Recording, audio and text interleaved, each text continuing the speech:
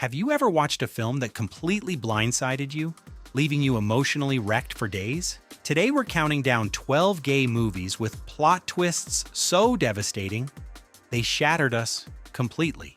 Number 1, Brokeback Mountain. Boys sure found a way to make the time pass up there. You don't go up there to fish. You don't know nothing about her. Ang Lee's masterpiece follows Ennis Delmar and Jack Twist, two cowboys who meet in the summer of 1963 while herding sheep on Wyoming's Brokeback Mountain. What begins as a temporary working arrangement transforms into a profound, passionate love affair that spans 2 decades. Both men marry women and start families, attempting to live conventional lives. Yet they can't deny their connection, reuniting for fishing trips throughout the years, stolen moments of genuine intimacy in a world that refuses to accept them. The devastating twist comes when Ennis receives a postcard he'd sent to Jack. Through Jack's wife, Ennis learns that Jack died in what was officially ruled an accident, a tire explosion. But Ennis imagines a far darker truth, that Jack was murdered by homophobic assailants, beaten to death with tire irons. The final scene shows Ennis alone in his trailer, clutching Jack's shirt alongside his own. The same shirts they wore during their first intimate encounter. He whispers, "Jack, I swear," a promise forever unfulfilled. The film doesn't just end their love story, it destroys the possibility of what could have been. Number 2, Stranger by the Lake.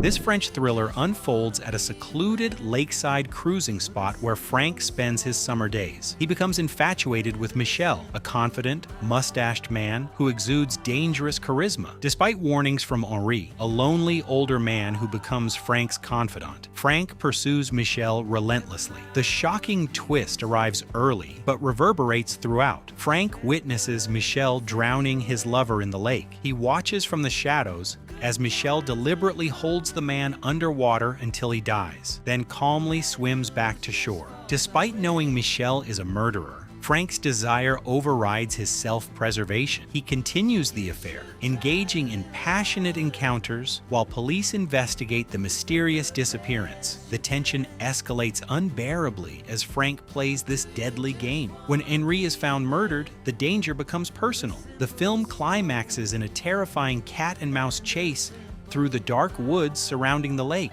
Michel hunts Frank with chilling determination. The movie ends ambiguously, with Frank calling out Michel's name in the darkness, unclear whether in fear, desire, or surrender. Number 3, A Single Man.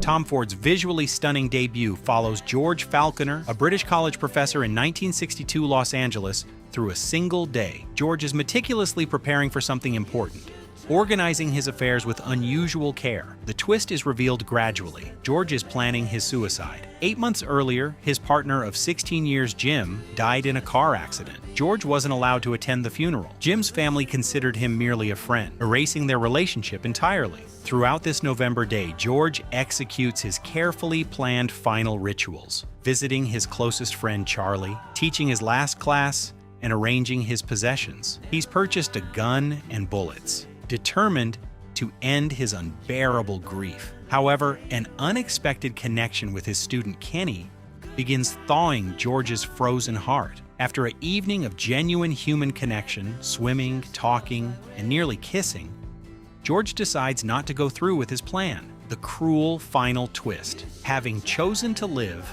George dies anyway. He suffers a fatal heart attack in bed that night, alone.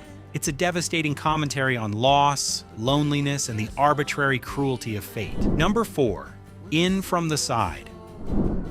Everything all right? I have a boyfriend. He's in my team.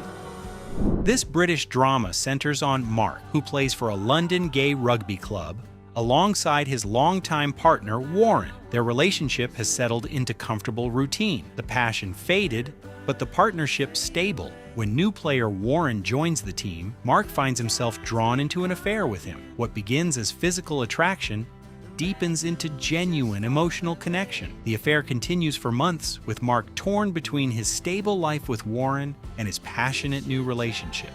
The plot twist devastates. Warren has known about the affair the entire time. He's been silently enduring Mark's betrayal, hoping it would end on its own. When confrontation finally comes, Warren reveals the depth of his pain. He stayed quiet not from weakness, but from desperate love. The revelation that Warren suffered in silence, aware of every lie and every stolen moment, transforms everything.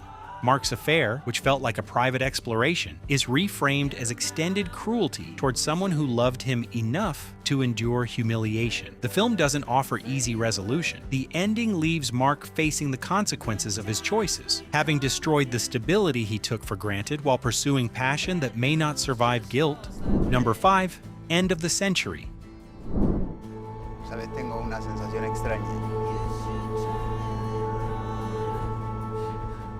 Ocho and Javi meet in Barcelona. Ocho is visiting from New York. Javi lives locally. Their attraction is immediate and powerful. They spend an intense day together exploring the city, talking, and eventually becoming intimate. The first twist, Javi reveals they've met before. 20 years ago, they had a brief encounter in Barcelona when both were younger. Ocho has no memory of this meeting, but Javi remembers everything. It was a transformative moment he never forgot. As Javi shares details, Ocho's memory awakens. They reconstruct that summer in 1999 when they were different people with different lives ahead of them. That brief connection shaped Javi's life, while Ocho completely forgot. The second, reality-bending twist. The film reveals an alternate future, 20 years ahead. Ocho and Javi are now a long-term couple visiting Barcelona with their child. This future version shows them domesticated, comfortable, dealing with everyday irritations of partnership. The film leaves viewers uncertain which timeline is real, imagined, or desired. Is this their actual future, or Javi's fantasy? Did any of this happen at all? Number 6, Happy Together.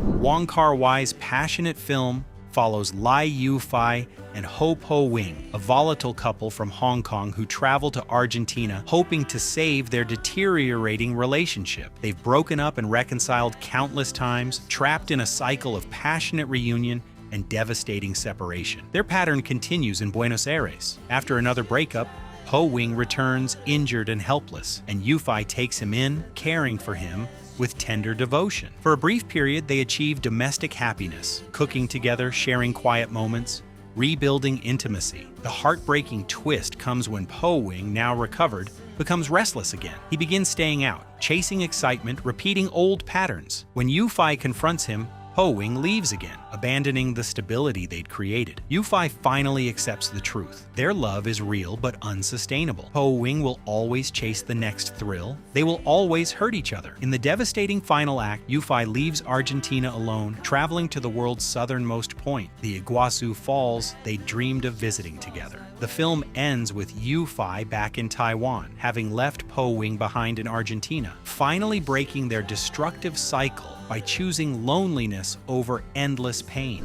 Before we continue with our next devastating entry, if you're loving this journey through queer cinema's most shocking moments, hit that join button below to become a PrideFlix member. You'll get exclusive content, early access to videos, and support our mission to celebrate LGBTQ+ stories. Now back to the heartbreak. Number 7, Supernova.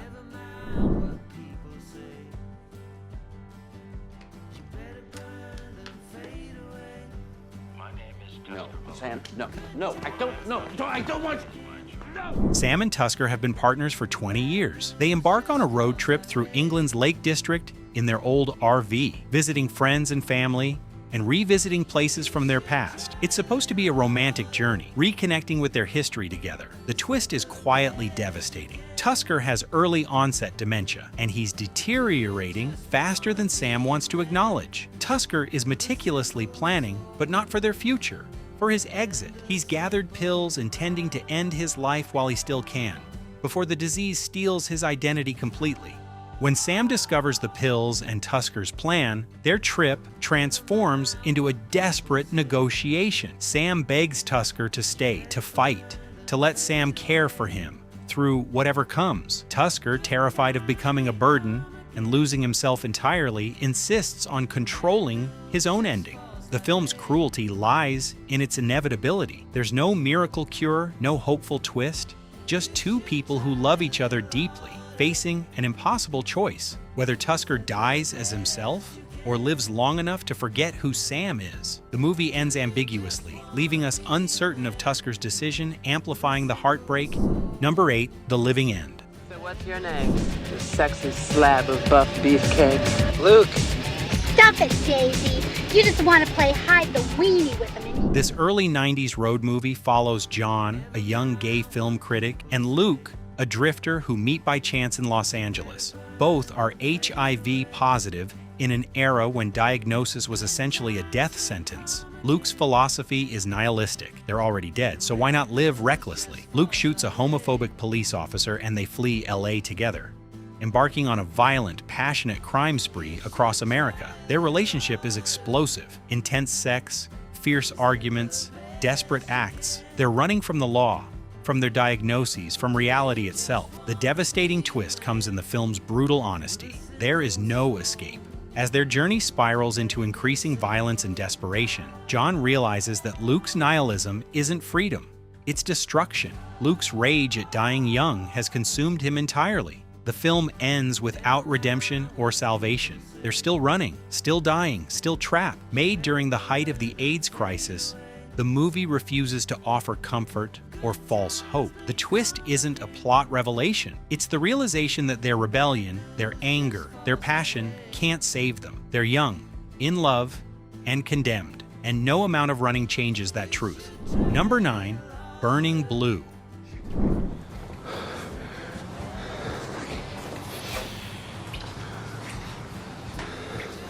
Set on a U.S. aircraft carrier in the 1990s under Don't Ask, Don't Tell, this military drama follows fighter pilots Will and Matt, who share a secret relationship while serving. They must hide their love completely, maintaining masculine facades while navigating the intense pressure of military aviation. When a pilot dies in a mysterious accident, an investigation begins. Daniel Lynch, a naval investigator, starts digging into the squadron's dynamics. As he interviews pilots, troubling patterns emerge, secrets, lies, and hidden relationships that could destroy careers. The twist comes in layers. First, we discover the crashed pilot knew about Will and Matt's relationship and was struggling with his own sexuality. Then, Daniel's investigation reveals he's not just looking for the truth, he's gay himself, conducting this investigation while hiding his own identity. The most devastating revelation, Will, terrified of exposure, cooperates with investigators, ultimately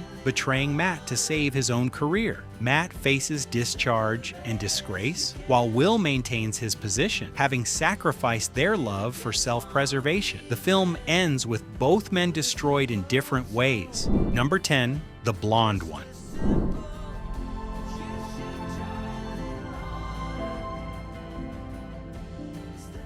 In Buenos Aires, Gabriel needs a roommate and Juan moves into his apartment. Both men are working class, traditionally masculine. Gabriel works in maintenance, Juan in security. They settle into comfortable domestic routine, sharing meals, watching football, existing as friends. Slowly, almost imperceptibly, their relationship shifts. Glances linger, casual touches become charged. One night, they finally cross the line, beginning a secret physical relationship neither acknowledges verbally. They continue their daily lives as though nothing has changed, but behind closed doors, they're passionate lovers. The devastating twist comes when Gabriel's ex-girlfriend returns, wanting to reconcile. Gabriel, unable to publicly claim his relationship with Juan or even acknowledge his own sexuality, begins seeing her again. Juan must silently watch as Gabriel constructs a heterosexual life. What makes this unbearable is that Gabriel isn't malicious. He's simply incapable of accepting himself. He loves Juan, but can't imagine a life where that love is visible. Juan, understanding but heartbroken, must decide whether to accept this half-life or demand more. The film ends ambiguously, with Gabriel torn between authentic love and social acceptance. Just two men trapped by internalized shame and societal expectations. Number 11, Call Me by Your Name.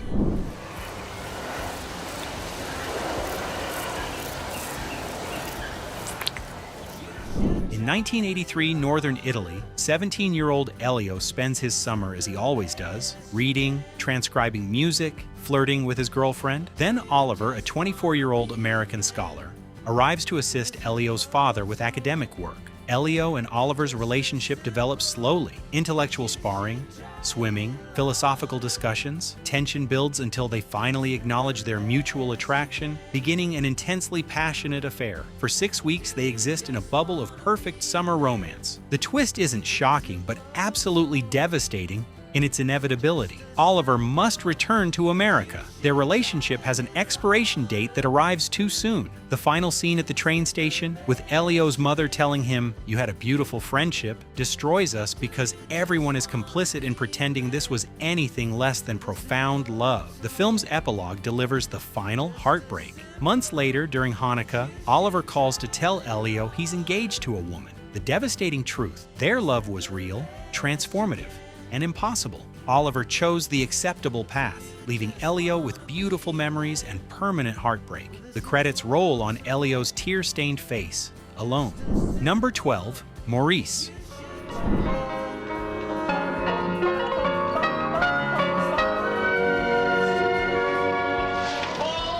Based on E.M. Forster's novel set in Edwardian England, Maurice Hall falls in love with Clive Durham while at Cambridge. They begin a romantic relationship, though Clive insists they remain physically chaste, maintaining a spiritual connection. The first devastating twist: Clive suddenly ends their relationship, claiming he's no longer attracted to men. He marries a woman, Anne, and expects Maurice to remain his friend while watching him construct a conventional heterosexual life. Maurice, heartbroken and desperate, attempts conversion therapy with a hypnotist. Trying to cure himself, Maurice meets Alec Scudder, a gamekeeper on Clive's estate. Unlike Clive's platonic idealism, Alec offers physical passion and genuine partnership. They plan to build a life together despite the risks. The final twist is actually triumphant. Maurice chooses love over respectability. In the last scene, he visits Clive one final time, not seeking reconciliation but saying goodbye to that constrained life. A revolutionary happy ending for queer cinema of its era. Which twist destroyed you the most? Let us know in the comments. Thanks for watching PrideFlix. Don't forget to like, subscribe, and keep celebrating queer stories.